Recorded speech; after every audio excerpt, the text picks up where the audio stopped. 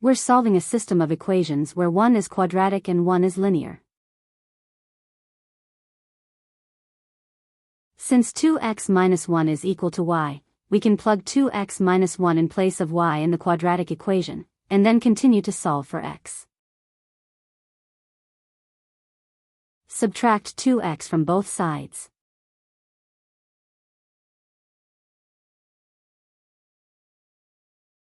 Then add 1 to both sides. Now that we have all the terms on the right side and 0 on the left side, we can factor and use zero product property. We need two numbers that multiply to get positive 12 and the same two numbers add to get negative 8. Which is negative 6 and negative 2.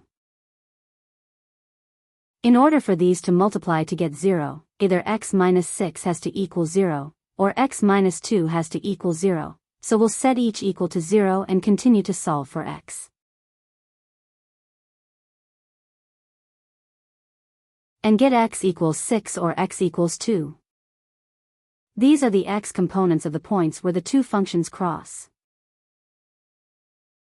To get the y components, we can plug each x into either one of the original equations and solve for y.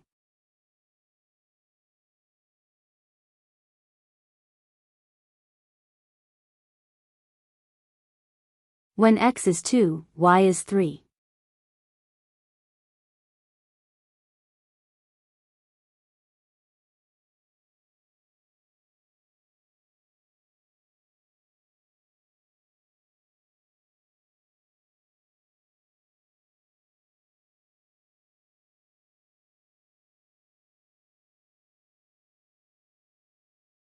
And when x is 6, y is 11.